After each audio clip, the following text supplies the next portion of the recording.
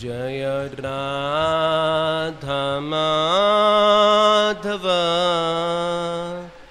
कुंज बिहारी।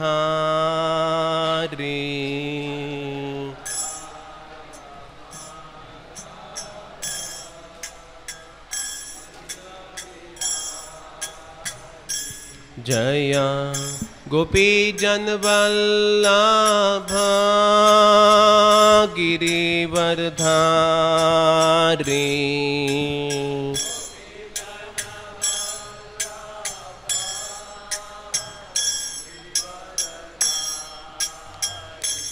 जय गोपी जन वल्लभ गिरिवरधारी।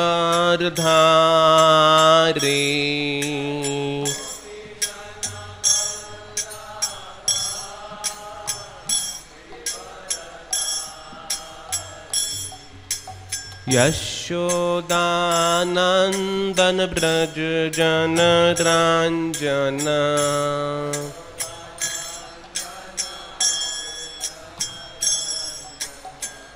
यशोदानंदन ब्रज जन रंजन।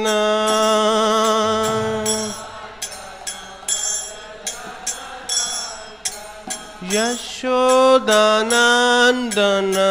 ब्रज जन रंजन।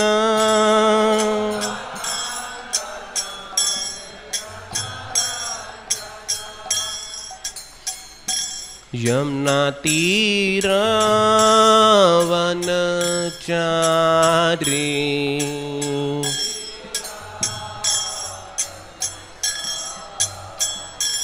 यमुना तीर वनचारी।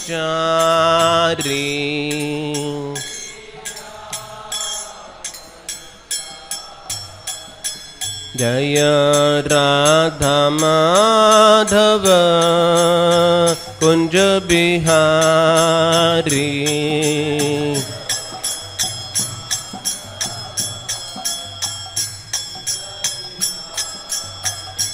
जय राधा माधव कुंज बिहारी।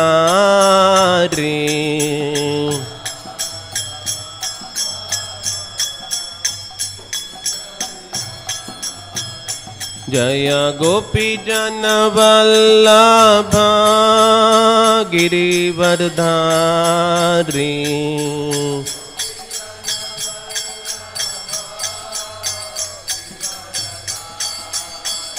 जय गोपी जन वल्लभ गिरिवरधारी।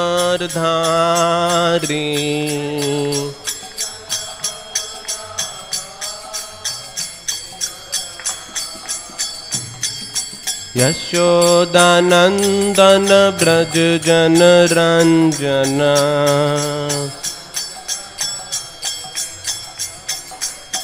यशोदानंदन ब्रज जन रंजन।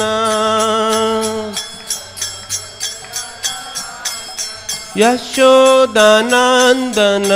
ब्रज जन रंजन।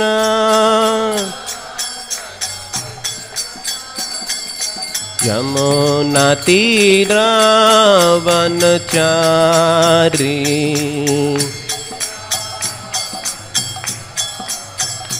यमुना तीर वनचारी।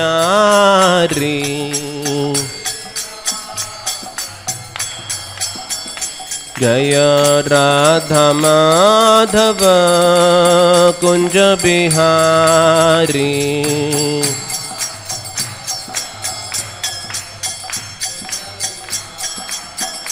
जय राधा माधव कुंज बिहारी।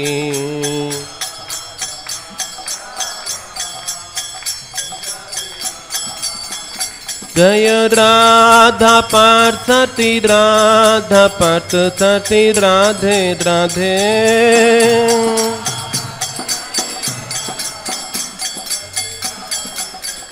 जय गौरानिताय गौरानिताय गौरानिताय जय गौरानिताय।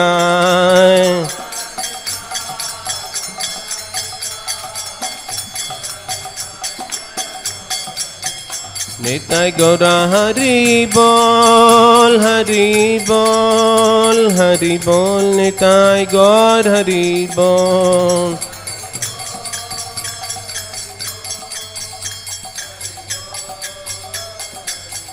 जय जय प्रभुपाद प्रभुपाद प्रभुपाद जय जय प्रभुपाद।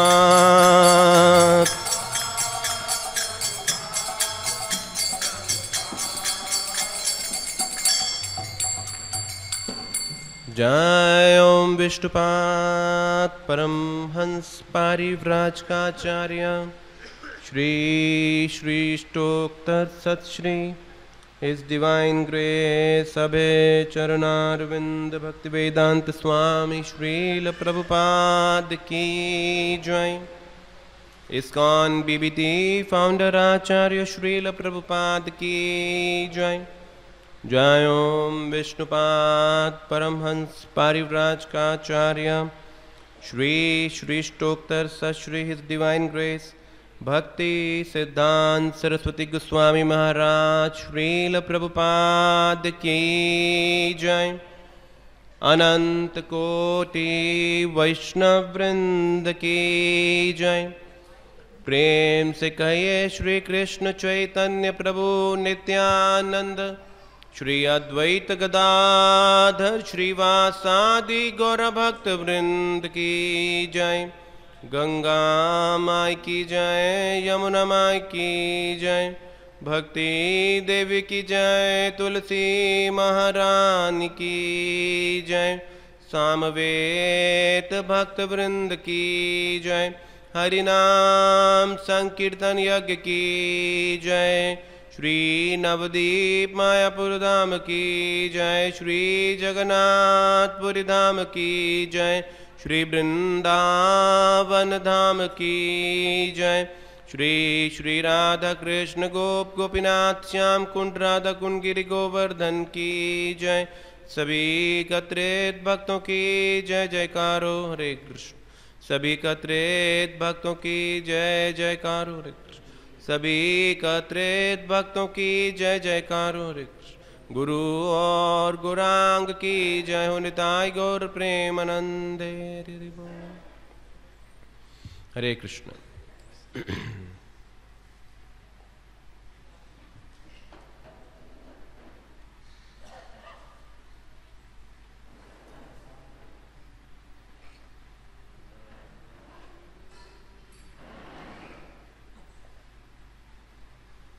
श्रीमद् भागवतम पुराण का स्कंद 4 और अध्याय 12 से पढ़ रहे हैं। श्लोक संख्या है 46। ओम नमो भगवते वासुदेवाय।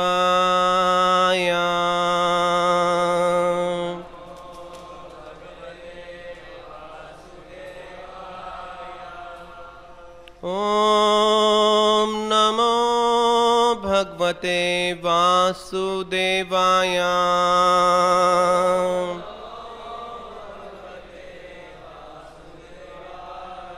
ओम नमो भगवते वासुदेवाय।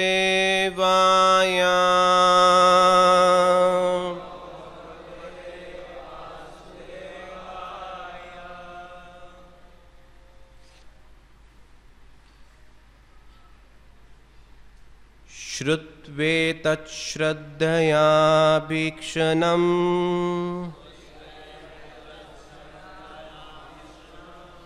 अच्युता प्रिया चेष्टितम्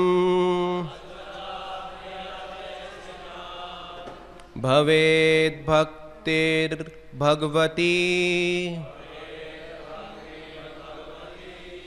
यया स्यात् कलेश संशया।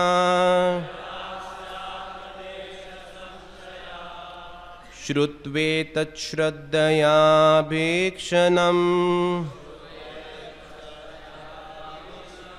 अच्युतप्रिया चेष्टितम्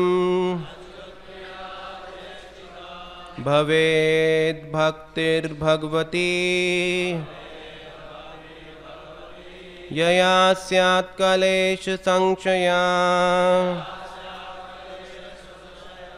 श्रुत्वेतच्छ्रद्धया वीक्षणम् अच्युतप्रिया चेष्टितम् भवेद्भक्तिर्भगवती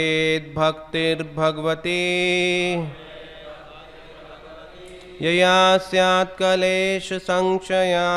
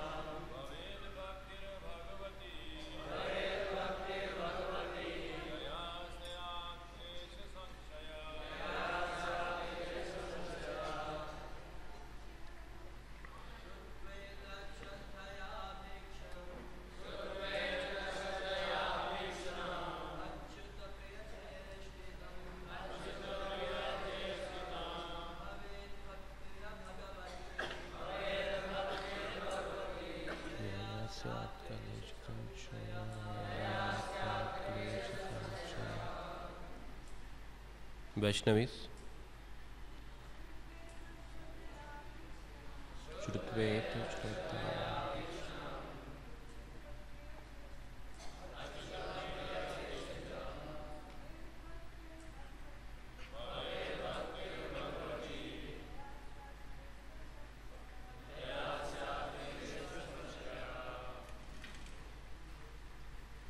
शब्दार्थ श्रुत्वा सुनकर, एतत् यह, श्रद्धया श्रद्धा से, अभीक्षणम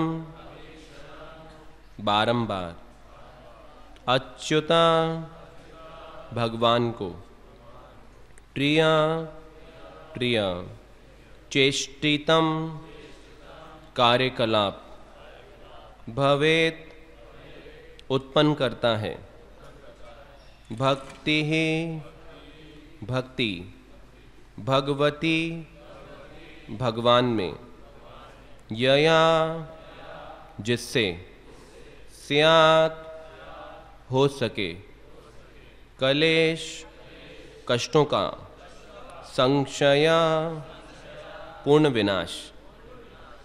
अनुवाद तात्पर्य श्रीला प्रभुपाद जी के द्वारा। जो भी ध्रुव महाराज के आख्यान को सुनता है और श्रद्धा तथा भक्ति के साथ उनके शुद्ध चरित्र को समझने का बारंबार प्रयास करता है, वह शुद्ध भक्तिमय धरातल प्राप्त करता है और शुद्ध भक्ति करता है। ऐसे कार्यों से मनुष्य भौतिक जीवन के तीनों तापों को नष्ट कर सकता है। कृपया दोहराइएगा। जो भी ध्रुव महाराज के आख्यान को सुनता है और श्रद्धा तथा भक्ति के साथ उनके शुद्ध चरित्र को समझने का बारंबार प्रयास करता है, वह शुद्ध भक्तिमय धरातल प्राप्त करता है और शुद्ध भक्ति करता है। ऐसे कार्यों से मनुष्य भौतिक जीवन के तीनों तापों को नष्ट कर सकता है। तात्पर्य, यहाँ पर अच्युत प्रिय शब्द महत्वपूर्ण है। ध्रुव महाराज का चरित्र तथा यश महान है, क्योंकि ध्रुव भगवान अच्युत को प्रिय हैं। जिस प्रकार भगवान की लीलाओं तथा कार्यकलापों को सुनना सुखद लगता है, उसी प्रकार परम पुरुष प्रिय उनके भक्तों के विषय में भी सुनना सुखद और सामर्थ्यशाली है।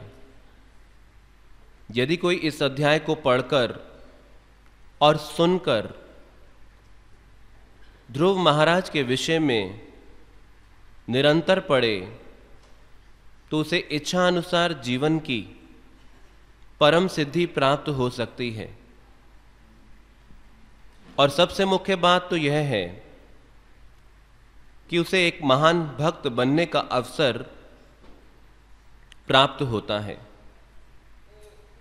भक्त होने का अर्थ है भौतिक जीवन की समस्त दुखद अवस्थाओं का अंत। ओम अज्ञानतिमिरन्धस्य ज्ञानाञ्जनशलाकया चक्षुरुन्मीलितं येन तस्मै श्रीगुरवे नमः। श्रीचैतन्यमनोभीष्टं स्थापितं येन भूतले स्वयं रूप कदा मह्यं ददाति स्वपदान्तिकम्। वन्देऽहं श्रीगुरु श्रीयुतापदकमलं श्रीगुरून् वैष्णवांश्च श्रीरूपं साग्रजातं सहगना रघुनाथान्वितं तं सहजीवम् सावधेतं सावधूतं परिजनसहितं कृष्ण चैतन्यदेवं श्रीराधा कृष्ण पादान् सहगना ललिता श्रीविशाखान्वितांश्च। हे कृष्ण करुणा सिंधु दीनबंधु जगतपते गोपेश गोपिका कांत राधा कांत नमस्तुते। तप्त कांचन गौरांगी राधे वृंदावनेश्वरी वृषभानुसुते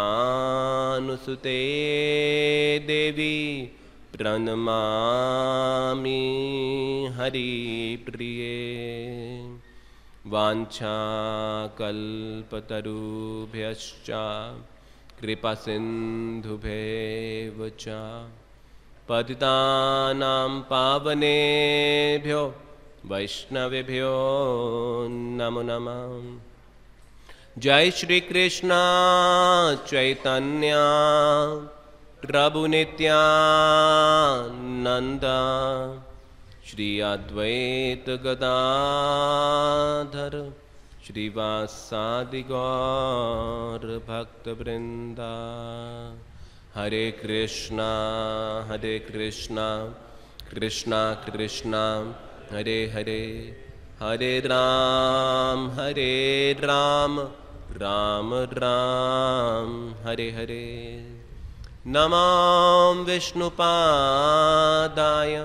कृष्णपृष्ठाय भूतले श्रीमते भक्तिवेदांत स्वामिनिति नामिने।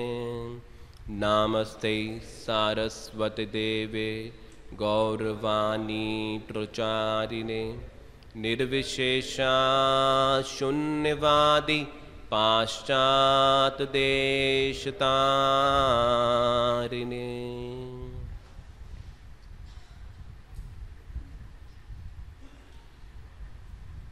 हरे कृष्णा। सभी वैष्णवों के आशीर्वाद की कामना करते हुए जो मैंने वरिष्ठ वैष्णवों से सुना पड़ा है उन्हें दोहराने का प्रयास कर रहा हूँ। तो श्रील प्रभुपाद जी तात्पर्य में महत्वपूर्ण बातें कुछ कह रहे हैं, और वो ये हैं कि प्रभुपाद कहते हैं कि अगर कोई ध्रुव महाराज के विषय में निरंतर पढ़े सुने तो उसे इच्छा अनुसार जीवन की परम सिद्धि प्राप्त हो सकती है। और प्रभुपाद तात्पर्य का आरंभ कर रहे हैं इस श्लोक के एक शब्द को लेके, अच्युत प्रिया, जिसका मतलब है कि जिसका चरित्र भगवान को प्रिय है। तो एक प्रकार से जैसा हम सब पढ़ते हैं प्रभुपाद जी के तात्पर्यों में या फिर महान वैष्णवों से सुनते हैं भक्तों की महत्व की ओर, किस कृष्ण भावनामृत में हमारे आने, हमारे बने रहने, हमारे प्रगति करने और परम सिद्धि को प्राप्त करने का जो एकमात्र कारण है वो है कि भक्तों का संग होना, अच्युत प्रिया। और शिला प्रभुपाद इस बात को समझाने के लिए कि भक्त कितने महान हैं, एक बार अच्युतानंद महाराज जब कलकत्ता में थे और प्रभुपाद जी भी उन दोनों कलकत्ता में थे और एक रेंटेड प्रॉपर्टी में छोटा सा एक मंदिर बनाया था, तो जो उसका मकान मालिक था उसको महीने का रेंट देने के लिए अच्युतानंद महाराज जाते थे। और वो एक बंगाली था जो कि चैतन्य महाप्रभु को स्वीकार करता था, उनकी शिक्षाओं को। तो एक बार अच्युतानंद महाराज उनके पास गए तो उस मकान मालिक ने कहा कि आप बताइए कौन वास्तविक है, पहले कौन है, चैतन्य महाप्रभु या फिर राधा कृष्णा? तो अच्युतानंद महाराज कहते कि मैं उत्तर देने के बजाय मैंने प्रतीक्षा करी कि वो ही बताए। तो वो कहता है कि चैतन्य महाप्रभु ओरिजिनल हैं, जिनसे राधा कृष्ण आते हैं। फिर वो कहता है कि इन दोनों में महान कौन है, चैतन्य महाप्रभु या राधा कृष्ण? तो अच्युतानंद महाराज कहते हैं मैंने प्रतीक्षा किया वही उत्तर दें। तो कहते हैं कि जैसे दूध और चीनी का पदार्थ है रसगुल्ला, लेकिन रसगुल्ला ज़्यादा स्वाद देता है, वैसे दूध पिए चीनी खाएं तो उसमें इतना स्वाद नहीं आता जितना रसगुल्ले में आता है। तो इसीलिए रसगुल्ला ज़्यादा महान हुआ दूध चीनी से, इसी प्रकार से चैतन्य महाप्रभु राधा कृष्ण से ज़्यादा महान हुए। तो अच्युतानंद महाराज शिला प्रभुपाद जी के पास गए ये उपमा लेके, और उन्होंने बताया जो उनका वार्तालाप उस मकान मालिक से हुआ प्रभुपाद को। तो प्रभुपाद ने भी इसी उपमा को लेके उन्हें समझाया कि चाहे रसगुल्ले का आस्वादन ज़्यादा होता है, लेकिन रसगुल्ला बनता किससे है, दूध और चीनी से। तो पहले कौन है, दूध और चीनी है। उसी प्रकार से चैतन्य महाप्रभु वो इस कलयुग के जीवों के लिए अपनी उदारता दिखाते हैं कि सब पतितों का, चाहे वो योग्य नहीं भी हैं भगवान की कृपा को पाने के लिए, उनको भी कृपा देते हैं। तो उसी प्रकार से, लेकिन वो आए कहाँ से हैं, वो राधा कृष्ण से आए हैं। और प्रभुपाद फिर कहते हैं, एक तस्वीर लगा था कमरे में प्रभुपाद जी के, जिसमें कृष्ण जो थे वो घुटने के बल बैठे थे श्रीमती राधा रानी के पास। तो प्रभुपाद कहते हैं राधा कृष्ण भी नहीं, श्रीमती राधा रानी महान है, क्योंकि कृष्ण भी श्रीमती राधा रानी का आश्रय लेते हैं। और फिर एक और चित्र प्रभुपाद के कमरे में लगा था जिसमें कृष्ण वो नंद बाबा के सैंडल्स, चप्पल जो हैं सर पे लेके नंद बाबा के पास लेके जा रहे हैं।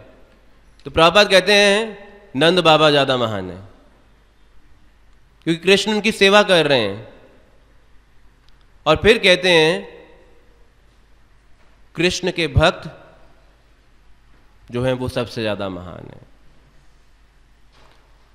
तो इसलिए कृष्ण को प्राप्त करना हमारे लिए हमारी योग्यता से परे है, लेकिन कृष्ण के भक्तों का आश्रय प्राप्त करना, श्री श्री राधा पारसारथी ललिता विशाखा श्री श्री गौर निताई सीताराम लक्ष्मण हनुमान की जय। लेकिन कृष्ण के भक्तों का आश्रय प्राप्त करना हमारे लिए आसान है, क्योंकि वो हमें सरलता से उपलब्ध हैं। जैसे श्रीमद् भागवतम में कृष्ण उद्धव जी को कहते हैं, अगर कोई मुझे प्राप्त करना चाहता है तो वो संभव है सिर्फ मेरे भक्तों के माध्यम से। जिसे बलदेव विद्याभूषण समझाते हुए कहते हैं कि अगर आप अच्युत की सेवा में लगे हैं तो कोई गारंटी नहीं कि आपको सिद्धि मिलेगी, लेकिन अगर आप अच्युत प्रिया की सेवा में लगे हैं तो निश्चित रूप से यह हमें सिद्धि दिला देगा। तो जिस प्रकार से चैतन्य चरितामृत में कहा गया है, सही भक्त धन्य या ना छाड़े प्रभुर चरण, कि वो भक्त महान हैं जो भगवान के चरणों को कभी त्यागते नहीं, और सही प्रभु धन्य न छाड़े निज गण, और वो भगवान भी महान हैं जो अपने निज गणों को, पार्षदों को किसी भी परिस्थिति के अंदर त्यागते नहीं हैं। इसीलिए भगवान के भक्त जो कि वो भगवान को अति प्रिय होने के कारण बहुत महान हो जाते हैं, जैसा कि प्रभुपाद जी इस तात्पर्य के अंदर इस बात को केंद्रित करते हुए हमारे समक्ष प्रकट कर रहे हैं। तो उद्धव जी को शिक्षा देते हुए भगवान कृष्ण कहते हैं कि क्यों जो भक्तों का संग है वो महत्वपूर्ण हो जाता है हम साधकों के लिए। तो पहली बात वो कहते हैं क्योंकि ये जो भक्तों का संग है इसमें रहकर हम भक्ति कर पाते हैं। ये हमारे लिए आसान हो जाता है भक्ति करना जब हम भक्तों के संग में रहते हुए इस कार्य को करते हैं। तो एक प्रकार से हम ना भी चाहते हो, ना भी हमारी रुचि हो, तब भी जब हम भक्तों के संग में रहकर इस भक्ति का अभ्यास कर रहे होते हैं तो वो हमारे लिए एक स्वाभाविक क्रिया जैसा बन जाता है।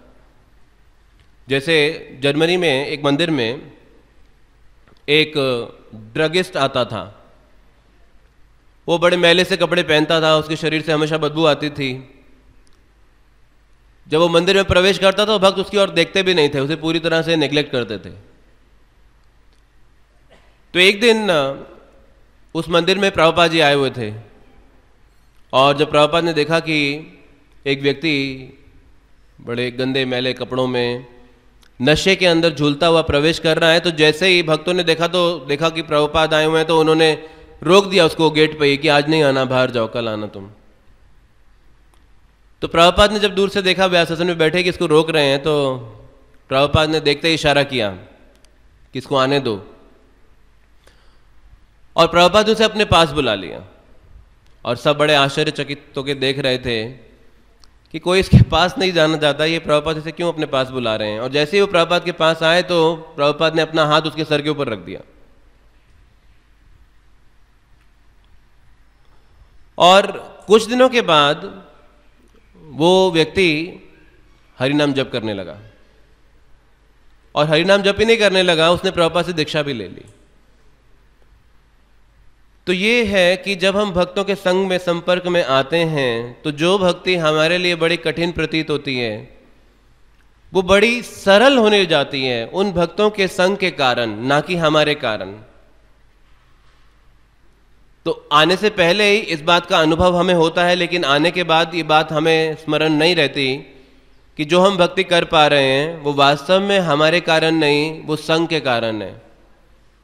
तो जैसे ही हम थोड़ा दूर जाते हैं तो इस बात का समझ में आने लगता है कि वो क्यों हो पा रहा था हमसे, क्योंकि हम संग में थे, और अब क्यों नहीं हो पा रहा, क्योंकि हम संग से दूर चले गए हैं या उसके संपर्क में नहीं है, इसीलिए अब वो हम नहीं कर पा रहे हैं। जैसे भगवान कृष्ण भी इस बात को अनुमोदित करते हुए कह रहे हैं। एक भक्त कह रहे थे कि लॉस एंजलिस के मंदिर में रोज हरिनाम पार्टी जाती थी, शाम को हरिनाम करने के लिए, संकीर्तन। तो एक दिन एक व्यक्ति ने देखा जो कि पुलिस से छुप के भाग रहा था, चोर था। उसने सोचा कि अगर मैं इस हरिनाम पार्टी में सम्मिलित हो जाऊं तो मेरे लिए कितना आसान होगा पुलिस से छुपना, क्योंकि कोई भी शक नहीं करेगा इन लोगों के बीच में कि ऐसा कोई व्यक्ति भी इन साधुओं के बीच में रह सकता है। तो वो हरिनाम पार्टी के अंदर सम्मिलित हो गए, पुलिस उन्हें चेस कर रही है और वो हरिनामी में लग गए। और हरिनाम जब मंदिर पहुंचा तो वो मंदिर पहुंच गए, तो मंदिर में देखा उन्होंने बड़ा अच्छा वातावरण था और उन्हें लगा कि ये सबसे अच्छी छुपने की जगह है, यहाँ पे कोई शक नहीं करेगा मेरे ऊपर, यहाँ पे कोई ढूंढने नहीं आने वाला मुझे, तो मैं यहीं छुप जाता हूँ।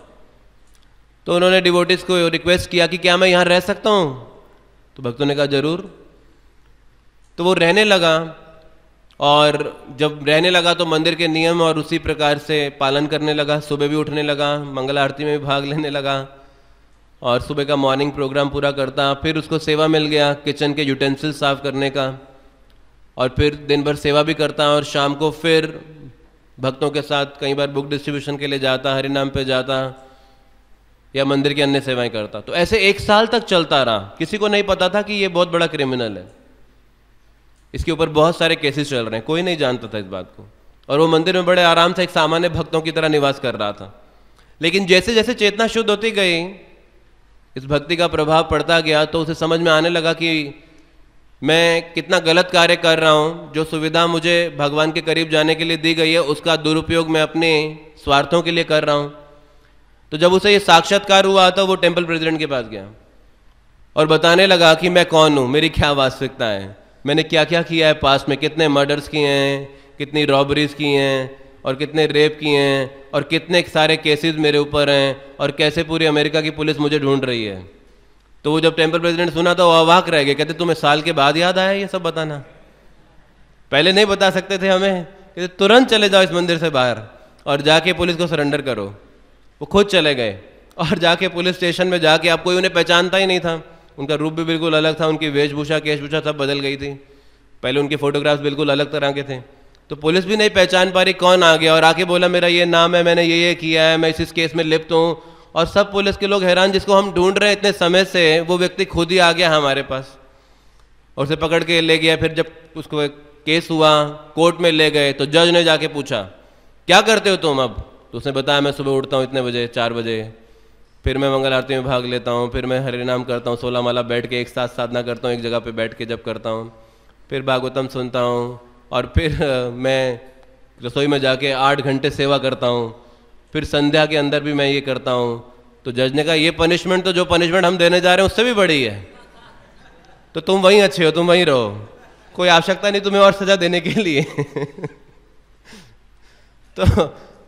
तो हम प्राय देखते हैं कि भक्ति जो बड़ी कठिन लगती है हमें, वो इस भक्तों के संग में आके बड़ी सरल होने लग जाती है हमारे लिए, और वो विशेषता हमारे कारण नहीं, इस संग के प्रभाव के कारण हमें प्रतीत होती है, अन्यथा और कोई उसके पीछे कारण नहीं। जैसे जब रशिया के अंदर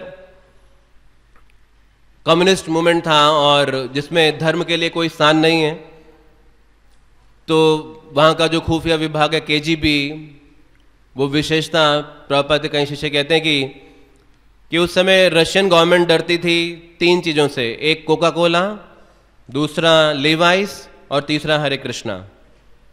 इन 3 चीज़ों से सबसे ज़्यादा डर लगता है, क्योंकि तीनों अमेरिका से आए थे और अमेरिका के लिए सबसे ज़्यादा द्वेष था वहाँ। तो हरे कृष्णा बहुत प्रचार करते थे छुप के भक्त लोग, तो KGB के कई लोगों को सिर्फ इसी बात में लगाया था कि ये क्या करते हैं। तो एक एजेंट KGB का, वो प्रभुपाद की बुक्स को पढ़ते थे ये देखने के लिए कि क्या फिलॉसफी है इनका, क्या सिद्धांत है, ये क्या सिखाते हैं, क्या ट्रेनिंग देते हैं, दोष ढूंढने के लिए। लेकिन पढ़ते पढ़ते पढ़ते पढ़ते वो भक्त बन गए और हरि नाम लेने लगे। तो उद्देश्य था उनका गलतियां ढूंढना और किसी तरह से हरे कृष्णा को वहां बंद करना, लेकिन वो सहयोगी बन गए। तो ये समझ में आता है स्पष्ट रूप से कि भक्ति भक्तों के संग में बड़ी सुलभ हो जाती है और वहीं से प्राप्त होती है, चाहे हमारी इच्छा ना भी हो प्राप्त करने के लिए, तब भी दी जाती है हमें। प्रभुपाद कहते हैं एक तात्पर्य में कि once you have taken shelter of Chaitanya Mahaprabhu will forcibly drag you towards success. कि एक बार अगर आपने महाप्रभु के चरणों में अपना सर रख दिया है तो महाप्रभु बालों से खींचते हुए आपको सफलता की ओर लेके जाएंगे, चाहे आप ना भी जाना चाहते हो। तो ये चैतन्य महाप्रभु की विशेष कृपा है। तो दूसरा कारण भगवान कृष्ण उद्धव जी को देते हुए कहते हैं कि भक्त जो शुद्ध भक्त हैं उनके शब्दों में इतनी शक्ति रहती है कि वो हमारी जो आसक्तियां हैं, जो मन के द्वारा आसक्तियां हमारी बनाई गई हैं, उसे पूरी तरह से काट देती हैं। एक प्रकार से देखेंगे तो हम सब सत्संग करते हैं और असत्संग से बचना चाहते हैं, लेकिन जो मन का असत्संग है वो हर समय हमारे साथ रहता है। बाह्य असत्संग को तो हम बड़ी जल्दी से छोड़ भी देते हैं और उसे छोड़ने में ज्यादा कठिनाई नहीं होती है, लेकिन इस मन के असत्संग को छोड़ना आसान नहीं है। गीता में कृष्ण कहते हैं कि अध्यात्मवादियों के लिए भी यह बहुत बड़ा कठिन कार्य है कि वो मन की इन आसक्तियों को त्याग पाएं, और हम प्राय अनुभव करते हैं कि ये सूक्ष्म आसक्तियां इतनी आसानी से जाती नहीं हैं। तो भगवान उद्धव जी को कहते हैं कि भक्तों के, शुद्ध भक्तों के शब्दों में एक ऐसी विशेष शक्ति रहती है कि जो हमारी अत्यधिक आसक्तियां हैं, इस मन के द्वारा उत्पन्न की गई हैं, वो उसको पूरी तरह से काट देती हैं। जैसे महात्मा विदुर जिस समय वो वापस आते हैं 36 वर्षों के भ्रमण के बाद और धृतराष्ट्र के पास जाते हैं, हालांकि महाराज युधिष्ठिर उनका भव्य स्वागत करते हैं महल के बाहर, उन्हें हस्तिनापुर से लेने के लिए आते हैं।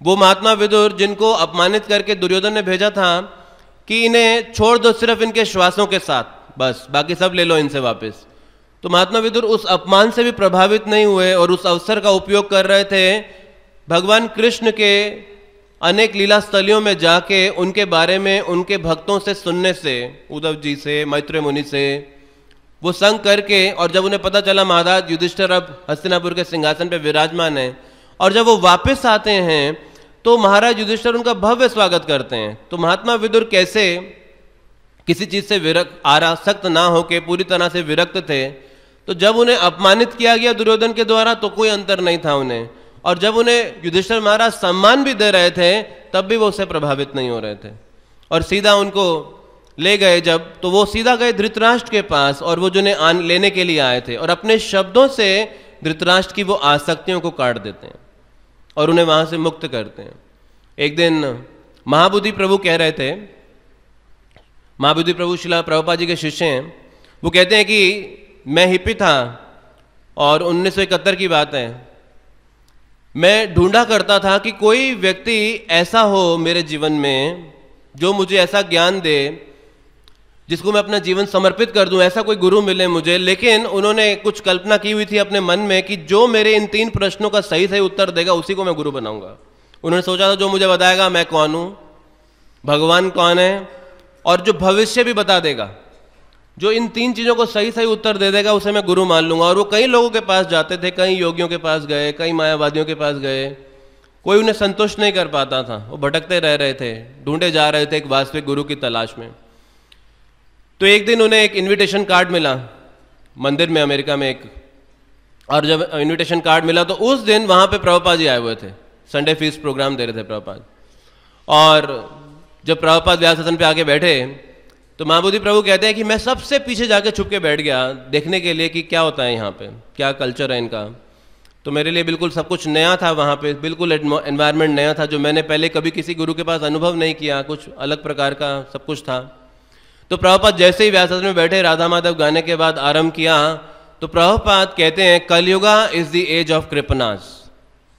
ये जो कलयुग है ये कृपनों का इसमें समूह है इस कलयुग के अंदर। और प्रभुपाद को क्या हो गया, अचानक वो उंगली लेके, सब सन्यासी जो है फ्रंट रो में बैठे थे डंडा लेके, और प्रभुपाद उंगली लेके जोर जोर से बोलने लगे why are you kripana, why are you kripana. और जैसे प्रभुपाद उंगली करने लगे, जो जो उंगली की सीध में आता सब साइड हो गए, कोई आगे नहीं आ रहा।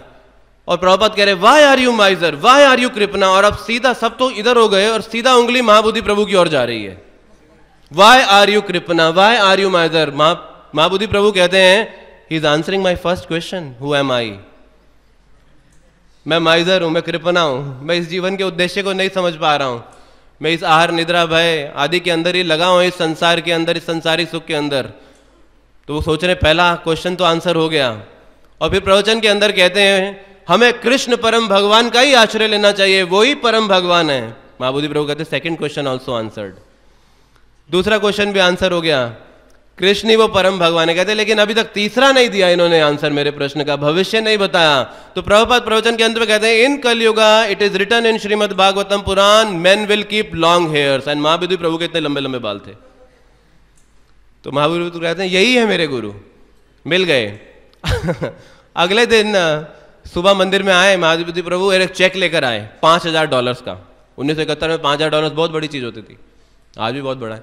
तो प्रभुपाद के निजी सेवक को देकर कहते हैं ये स्वामी जी को दे देना, ये मेरी तरफ से डोनेशन है। तो उन्हीं सेवक कहते हैं इतना बड़ा डोनेशन देखा जो देते नहीं थे लोग, तो उन्होंने कहा आप ही जाके दीजिए आके। कहते नहीं नहीं, मैंने कल सफिशिएंट दर्शन कर लिया, मैं आगे नहीं जाना चाहता, और आप ही दीजिए जाके। तो जाके उन्होंने जब चेक दिया प्रभुपाद को, थोड़ी देर के बाद वो महाप्रसाद लेकर आए उनके लिए और महाप्रसाद दिया। तो महाबोधि प्रभु कहते हैं कुछ कह रहे थे प्रभुपाद? कहते हैं हाँ कह रहे थे, this person has understood our philosophy, यही समझा है हमारे सिद्धांत को। तो उसी प्रकार से जब हम ये दृढ़ निश्चय कर लेते हैं कि हमें इस भक्ति के पथ में प्रगति करना है, तो फिर कृष्ण हमारे लिए उसी प्रकार के संग की व्यवस्था करके देते हैं हमें, कि ताकि हम इस पथ के ऊपर प्रगति कर सकें। श्रील प्रभुपाद एक तात्पर्य में लिख रहे हैं, when hearing done in association of devotees is perfect and complete, all other process becomes complete. जब हमारा श्रवण जो भक्तों के संग में किया जाता है, जब वो पूर्ण होता है, तो इस भक्ति के जो बाकी सब प्रोसेस हैं जो नवदा भक्ति में दिए गए हैं, वो भी अपने आप में पूर्ण हो जाते हैं। जब तक वो श्रवण पूर्ण नहीं होता, तो इस नवदा भक्ति के जो अन्य प्रोसेसेस हैं वो भी इनकम्प्लीट रहते हैं, वो कभी पूर्ण नहीं हो पाते। कृष्ण उद्धव जी को तीसरी बात बताते हुए कहते हैं कि जब हम शुद्ध भक्तों के मुख से सुनते हैं, तो शुद्ध भक्तों के मुख से सुनने का परिणाम क्या प्राप्त होता है? वो कहते हैं कि जो हमारे पाप हैं, जिन्हें हमारे लिए स्वतः समाप्त करना बहुत कठिन है, लेकिन वो सारे पाप शुद्ध भक्तों के मुख से निकली उस कृष्ण कथा के इस कर्णेंद्रियों के द्वारा पान से नष्ट हो जाते हैं। वो हमारे पापों का नाश हो जाता है सिर्फ श्रवण मात्र करने से। एक बार श्रील प्रभुपाद जी एक प्रवचन में थे, तो प्रभुपाद ने कहा कि कृष्ण कहते हैं ये जगत दुखालय है और हम अथॉरिटीज के ऑर्डर को एक्सेप्ट करते हैं, तो हमें अपने रिसर्च की जरूरत नहीं है इस बात को जानने के लिए। तो एक हिप्पी ने प्रभुपाद को प्रवचन के अंत में चुनौती दी, प्रभुपाद हमने खुद इस पूरे भौतिक जगत को देखा नहीं है अभी तक, तो जब तक हमने देखा नहीं है तो ब्लाइंडली हम इस बात को कैसे मान लें कि ये दुखालय है? जब हम पूरे तरह से इस जगत को देखेंगे तभी तो हम ये कह सकते हैं कि ये जगत दुखालय है। बिना देखे भाले हम अंधविश्वास कैसे कर लें इस बात के ऊपर? तो प्रभुपाद उस हिप्पी को कहते हैं कि अगर आप बिना देखे इस जगत को दुखालय स्वीकार नहीं करते जो कृष्ण कहते हैं, तो फिर आप कृष्ण को बिना अनुभव किए कैसे रिजेक्ट कर सकते हैं? तो अगर आप अपने अनुभव पे ही ज्ञान स्वीकार करते हैं, तो आप फिर कृष्ण को भी अनुभव करने का अवसर तो दीजिए। तो जब आप वो अनुभव करने का अवसर देंगे तभी आप ये कह सकते हैं कि कृष्ण है या नहीं, अन्यथा फिर आप कृष्ण को वास्तविकता क्यों नहीं मान सकते जब आप इस भौतिक जगत को रिसर्च के द्वारा जानना चाहते हैं? तो हृदयानंद महाराज इस तात्पर्य के अंदर लिखते हुए कहते हैं कि जब हम शुद्ध भक्तों के द्वारा सिर्फ श्रवण मात्र करते हैं, और व्यवहारिकता लिखते हैं कि जब हम उनके द्वारा प्रवचन सुनते हैं, उनके प्रवचनों में भी बैठते हैं, तो ये हमारे पापों को नष्ट कर देता है। इसीलिए हम देखते हैं श्रील प्रभुपाद जी ने जो बोला वो बार बार ऐसा लगता है दोहराया जा रहा है, बार बार वही बातों को दोहराया जा रहा है और बड़ी सरल सी बातों को कहा जा रहा है। लेकिन जो परिवर्तन श्रील प्रभुपाद जी लोगों के जीवन में लाए, आज तक पूरी दुनिया के इतिहास में कोई नहीं कर पाया, उसे मिलके भी कोई नहीं कर पाया सामूहिक रूप से जो प्रभुपाद कर गए। तो ये स्पष्ट नजर आता है कि जो शुद्ध भक्तों के हृदय मुख से निकले हुए सरल से सरल शब्द भी हैं, वो किस प्रकार से हमारे पापों को पूरी तरह से शमन कर देते हैं। एक शिष्य ने श्रील प्रभुपाद जी को लिखा, I have many problems to follow this path of devotion life, और उनको इंग्लिश नहीं लिखना आता था, उन्होंने लिखवाया किसी से लेटर प्रभुपाद जी के लिए। प्रभुपाद ने रिप्लाई लिखा, जस्ट रीड माई बुक्स। तो उन्हें समझ में नहीं आया कि मेरी समस्याओं का समाधान इन किताब से कैसे होगा। उन्होंने फिर लिखा, Prabhupada I have many big problems, please give me some solutions. तो प्रभुपाद ने लिखा, जस्ट रीड माई बुक्स। दोबारा रिप्लाई आया, और उस समय जो किताबें थी सिर्फ वो इंग्लिश भाषा में उपलब्ध थी, उनकी भाषा में नहीं थी। उनको समझ में नहीं आया मैं कैसे पढ़ूं, मैं जानता ही नहीं इंग्लिश। उन्होंने अपनी लैंग्वेज से इंग्लिश में डिक्शनरी उठा लिया वर्ड टू वर्ड। एक एक शब्द देखते थे और एक एक शब्द देख के पढ़ते थे। कितना समय लगता होगा एक पेज पढ़ने के लिए भी, एक एक वर्ड का मीनिंग देखना और एक एक वर्ड का मीनिंग पढ़ना। और आज वो हार्वर्ड और कैम्ब्रिज के अंदर लेक्चर्स देते हैं इंग्लिश में जाके, भक्ति वैभव स्वामी महाराज, जो प्रभुपाद के द्वारा ये निर्देशित करें, जस्ट रीड माई बुक्स, ये हमारी सारी समस्याओं का समाधान दे देगी। तो जिस प्रकार से वो भक्ति सिद्धांत सरस्वती महाराज का प्रसिद्ध प्रकरण, जिसमें शेषाशाही विष्णु के दर्शन के लिए जब भक्तों ने जाना था वो ब्रजमंडल यात्रा में, और भक्ति सरस्वती महाराज ब्रजमंडल यात्रा लेके वहां रुके हुए थे, तो प्रभुपाद कहते हैं इस बात को कि one of my God brother came and made announcement, मेरा एक गुरु भाई आया, उसने अनाउंसमेंट किया कि जो शेषाशाही विष्णु का दर्शन करना चाहते हैं वो जाएं, और जो गुरु महाराज प्रवचन देंगे बाद में, जो सुनना चाहते हैं वो यहाँ रुके हैं। तो प्रभुपाद कहते हैं अधिकतर लोग चले गए और मैं और मेरे कुछ महत्वपूर्ण गुरु भाई वहाँ रुके रहे। और भक्ति सरस्वती महाराज ने इस बात की प्रशंसा की। प्रभुपाद कहते हैं मैं बहुत सारे काम कर रहा था गौड़िया मठ के लिए, लेकिन भक्ति सरस्वती महाराज ने नोट किया कि मैं ध्यान से सुनता था, मैं ध्यान से श्रवण करता था। तो प्रभुपाद एक जगह लिख रहे हैं भागवतम के एक तात्पर्य में, गुरु और शिष्य का संबंध जो है वो कानों के माध्यम से, वो संबंध कानों से ही स्थापित होता है। कि जब हम गुरु से के मुख से ध्यानपूर्वक श्रवण करते हैं इस आध्यात्मिक ज्ञान को, तो वो हमारे इन पापों का शमन करता है जो बाधा है हमारी साधना भक्ति के अंदर। तो ये जो अनर्थ हैं अनेक प्रकार के कारणों से आते हैं, और एक कारण अनर्थों के हमारे जीवन में आने का हमारे पूर्व जन्मों में किए गए या इस जन्म में किए गए पाप भी हैं। तो पापों से भी अनर्थ उत्पन्न होते हैं जो हमें भगवान के भजन में दृढ़ नहीं होने देते हैं, उसके अंदर अनेक प्रकार के प्रभाव लेकर आते हैं। और चौथा कारण कृष्ण भगवान उद्धव जी को देते हैं कि भक्तों के संग में ही हम दृढ़ता पूर्वक भक्ति कर पाते हैं। तो जो भक्ति के लिए दृढ़ता है वो भक्तों के संग से ही प्राप्त होता है, वो एकाकी नहीं प्राप्त होता, वो अपने आप अपने प्रयत्न से प्राप्त नहीं होता। तो भक्ति तो प्राप्त होती है, लेकिन साथ साथ उसके प्रति दृढ़ता भी, जब हमारे बीच में हम ऐसे उदाहरणों के साथ रहते हुए देखते हैं कि जो दृढ़ता पूर्वक भक्ति कर रहे हैं, वो हमें सिखाता है कि किस प्रकार से हम भी दृढ़ता पूर्वक भक्ति कर सकें। गिरिराज महाराज कहते हैं, वो लिखते हैं अपनी किताब के अंदर कि जब वो भक्ति में आए, प्रभुपाद जी से जुड़े बड़े प्रभावित हुए, और 6 गोस्वामियों के चरित्र से बहुत ज्यादा प्रभावित थे वो, और वो सोचते थे कि वो भी 6 गोस्वामियों की तरह वृंदावन में जाके रहें और गोस्वामियों की तरह जीवन जिएं। तो एक दिन वो प्रभुपाद के पास पहुंच गए परमिशन लेने के लिए कि प्रभुपाद मैं भी गोस्वामियों की तरह वृंदावन में जाके रहना चाहता हूं। तो प्रभुपाद कहते हैं आंसर में, you should follow the path of Raghunath Das Goswami, तुम्हें रघुनाथ दास गोस्वामी के पथ का अनुगमन करना चाहिए। तो रघुनाथ दास गोस्वामी ने क्या किया था, पहले अपने पिता के स्टेट को मैनेज किया था, तो उसी प्रकार से तुम्हें मेरे स्टेट जुहू को मैनेज करना है पहले, फिर उसके बाद तुम वृंदावन जा सकते हो।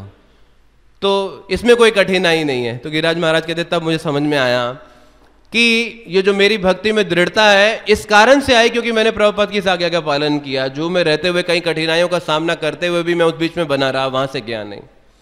एक बार कुंभ मेला के अंदर शिला प्रभुपाद से मिलने एक बाबा जी आए, उनके पास एक कमंडल था।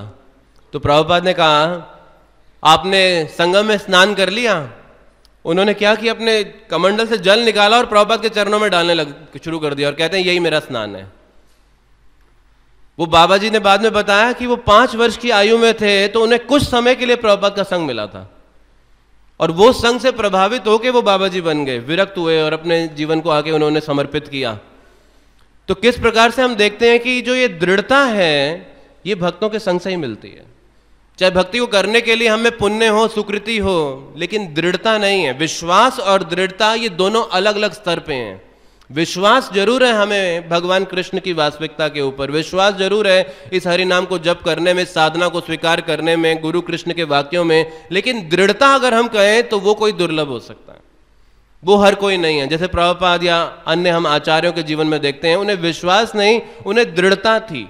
और दृढ़ता के कारण वो असंभव को संभव बनाते जा रहे थे। जो हमारे लिए प्राय असंभव प्रतीत होता है इस भक्ति के पद पे, वो उन सब आचार्य और उन महान वैष्णवों के लिए संभव था, क्योंकि वो विश्वास के स्तर पे नहीं, वो दृढ़ता के स्तर पे थे। और हमारे लिए विश्वास के स्तर पे रहते हुए कई प्रकार के संशय, कई प्रकार के संदेह रहकर हमें आके सताते रहते हैं। तो भगवान कृष्ण उद्धव जी को कहते हैं, लेकिन ऐसी परिस्थिति में भी उपाय यही है कि हम दृढ़ता पूर्वक दृढ़ भक्तों के संग में रहते हुए अगर भक्ति करते रहेंगे तो ये हमें परिणाम देगा कि हम भी उस दृढ़ता को भक्ति के लिए प्राप्त कर पाते हैं। और पांचवा कारण भगवान कृष्ण उद्धव जी को कहते हैं कि क्यों भक्तों का संग करना चाहिए। वो कहते हैं कि चाहे कोई कनिष्ठ अवस्था में भी क्यों ना हो, जैसा कि प्राय हम देखते हैं कि शुद्ध भक्ति की जब हम इतनी बात सुनते हैं तो हमें लगता है कि ये सिर्फ जो है रास्ता शुद्ध भक्तों के लिए है, या शुद्ध भक्त ही इसे एक्सेस कर सकते हैं। लेकिन भगवान कृष्ण कहते हैं उद्धव जी को कि जब कोई कनिष्ठ भी शुद्ध भक्तों के संग में रहकर भक्ति कर रहा है तो उसके लिए भी भगवान का धाम उसी के स्तर पे उपलब्ध हो जाता है। और हृदयानंद महाराज इस बात को लिखते हैं कि एक जो कनिष्ठ भक्त है, जब वो एक शुद्ध भक्तों के संपर्क में आके साधना भक्ति कर रहा है तो उन शुद्ध भक्तों के शब्दों में इतनी शक्ति है कि वो उसकी कनिष्ठ अवस्था से उसको ऊपर उठा देते हैं, वो उसे ऊपर ले जाते हैं। जैसे पीसी सेठी जी ने जब जुहू में कई मंदिरों का, कई कमरों का निर्माण करवाया तो प्रभुपाद जी ने उन्हें कहा, पीसी सेठी तुमने कृष्ण की सेवा के लिए कमरे बनवाए हैं, कृष्ण ने बैकुंठ में तुम्हारे लिए कमरा बना दिया है। तो पीसी सेठी जी कहते हैं कि प्रभुपाद मैं तो इतना पतित हूं, मेरे लिए कैसे संभव है कि बैकुंठ में कोई कमरा बन जाए। प्रभुपाद कहते तुम चिंता मत करो, ये मेरी जॉब है, this is my job, you don't worry, ये मेरे लिए की, ये मैंने करना है ये काम। तो उसी प्रकार से तो चाहे कोई कनिष्ठ भक्त भी क्यों नहीं है, लेकिन वो जब वो शुद्ध भक्तों के संपर्क में आके उनका शुद्धता पूर्वक अनुगमन करने का भी प्रयत्न करता है तो उसके स्तर पे उसे धाम भी उपलब्ध हो जाता है, जो कि सरलता से उपलब्ध नहीं है, जो उसके लिए दुर्लभ है। माधवाचार्य जी इस बात पे टीका करते हुए कहते हैं कि जिस समय वो चर्चा आती है कि भगवान नरसिंह देव प्रकट क्यों हुए, क्या कारण था भगवान नरसिंह देव के प्रकट होने का, क्योंकि कोई भी श्रेय नहीं ले रहा था इस बात का भगवान नरसिंह देव के प्रकट होने के लिए। क्या खंबा कारण बना, हिरण्यकशिपु कारण बने, प्रहलाद महाराज जो वास्तविक कारण थे वो भी श्रेय नहीं ले रहे थे, ब्रह्मा जी का वरदान कारण था तो ब्रह्मा जी भी कह रहे थे मेरे कारण नहीं आए, नारद जी भी कह रहे थे मेरे कारण नहीं आए, तो कोई आगे नहीं आ रहा, कोई श्रेय नहीं ले रहा इस बात के लिए। तो माधवाचार्य उस बात में कहते हैं कि नरसिंह देव के आने का मुख्य कारण हिरण्यकशिपु हैं और कोई नहीं। और हिरण्यकशिपु क्यों है, तो माधवाचार्य कहते हैं कि हिरण्यकशिपु प्रत्येक क्षण प्रहलाद महाराज का स्मरण कर रहे थे, और प्रहलाद महाराज का प्रत्येक क्षण स्मरण करने के कारण नरसिंह देव भगवान प्रकट हुए, क्योंकि प्रहलाद महाराज शुद्ध भक्त हैं तो हिरण्यकशिपु प्रत्येक क्षण शुद्ध भक्त का स्मरण कर रहे हैं। और वही बात प्रभुपाद जी तात्पर्य में कह रहे हैं कि जब हम भगवान के शुद्ध भक्तों के चरित्र को पढ़ते सुनते हैं तो ये चरित्र का पढ़ना सुनना भगवान के चरित्र को पढ़ने सुनने के ही समान है। ये वही परिणाम देने जा रहा है कि स्वयं भगवान भी वो असुर हिरण्यकशिपु के प्रहलाद महाराज के स्मरण के कारण प्रकट हो गए, सिर्फ उनके सोचने मात्र से। तो एक प्रकार से आप देखेंगे कि जब तक हम भगवान के शुद्ध भक्तों के द्वारा उनकी कृपा को नहीं प्राप्त कर लेते तब तक भगवान कृष्ण को समझने का हमारे जीवन में कोई कारण नहीं रह जाता है। भक्ति तीर्थ स्वामी इस बात को समझाते हुए कहते थे, वो जब भक्ति तीर्थ स्वामी जब शिला प्रभुपाद जी से जुड़े, उनको घनश्याम प्रभु कह के प्रभुपाद जी ने दीक्षा दिया था, उनका दीक्षित नाम घनश्याम प्रभु था, तो वो किसी एक सुदूर का कोने के अंदर प्रभुपाद जी के ग्रंथों को वितरण करते थे, उन किताबों को बांटते थे।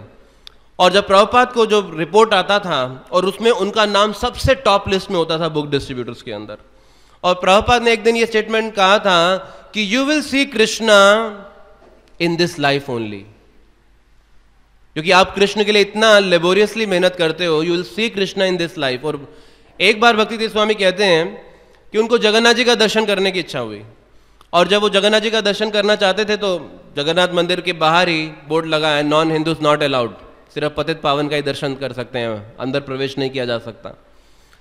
तो वो अफ्रीकी शरीर के अंदर थे, एक ब्लैक बॉडी के अंदर थे, तो ब्लैक बॉडी के अंदर होते हुए तो उन्होंने किसी प्रकार से ऐसा वेश धारण कर लिया कि वो लगते थे जैसे कोई उड़ीसा के या बंगाल के ही हो, करके अंदर प्रवेश कर गए और जगन्नाथ जी के सामने पहुंच गए और जगन्नाथ जी का दर्शन करने लगे। पंडित ने पकड़ भी लिया, उनका नाम भी पूछने लगे, कुछ बात भी करने लगे। कहते मैंने कुछ बोला ही नहीं, मैं चुप रहा और मेरे मन में चल रहा था अब ये मुझे पकड़ लेगा, अभी ये मुझे मारेगा, अभी ये मुझे छोड़ेंगे नहीं। लेकिन मेरे मन में विचार चल रहा था, लेकिन मैं बाहर से बड़ा एकदम संयमी रहा, कुछ मैंने रिएक्शन नहीं दिया, मैंने एक मुंह नहीं खोला, शब्द नहीं खोला और दर्शन करके मैं बाहर आ गया। तो कहते हैं वो याद कर रहे थे कि ये प्रभुपाद की कृपा से हुआ, क्योंकि प्रभुपाद ने कहा था you will see Krishna in this life, I could see Jagannath in this life, although I was not qualified to see Jagannath. तो उसी प्रकार से हम भगवान के धाम को प्राप्त कर पाते हैं, चाहे हम कनिष्ठ अवस्था में ही साधक क्यों ना हो, भगवान के शुद्ध भक्तों की कृपा से। और भगवान कृष्ण उद्धव जी को शिक्षा देते हुए अंततः कहते हैं कि कौन शुद्ध भक्त है। वो गुण बताते हैं शुद्ध भक्त और वो कहते हैं कि जो व्यक्ति अनासक्त हो, जो व्यक्ति मिथ्या अहंकार से रहित हो, जो द्वंद्व में नहीं हो, जो किसी प्रकार का लोभ ना रखता हो, ऐसे व्यक्ति को शुद्ध भक्त कहा जाता है। और ऐसा शुद्ध भक्त भगवान की सेवा से आसक्त होगा, भगवान की सेवा के साधन से आसक्त नहीं होगा कभी। जैसे कि हम प्रभुपाद जी को देखते हैं, जब अंतिम क्षण उनसे पूछा गया कि क्या कोई आपकी इच्छा है, तो प्रभुपाद कुछ भी कह सकते थे कि हाँ ठीक से इस इंस्टीट्यूशन को मैनेज करना, साधना ठीक से करना, इसे एक साथ बनाए रखना। प्रभुपाद कहते हैं कोई इच्छा नहीं, अब और कोई इच्छा नहीं है मेरी, जो मैं कर सकता था मैंने इसे कर डाला अपने जीवन काल में। तो हम स्पष्टता देखते हैं कि भगवान के शुद्ध भक्त क्या हैं, वो सेवा से आसक्त हैं, सेवा के साधन से आसक्त नहीं हैं। और भगवान कृष्ण ये हमें लाभ बता रहे हैं भक्तों के संग के, जिसे श्रील प्रभुपाद जी अच्युत प्रिया शब्द के तात्पर्य के साथ आरंभ करते हुए उसके महत्व को हमें इस तात्पर्य में समझा रहे हैं। यही विराम देंगे। आप सबका बहुत बहुत धन्यवाद। श्रीला प्रभुपाद की, श्रीमद् भागवतम पुराण की, निताय गौर प्रेमानंदे। प्रभुपाद की जय।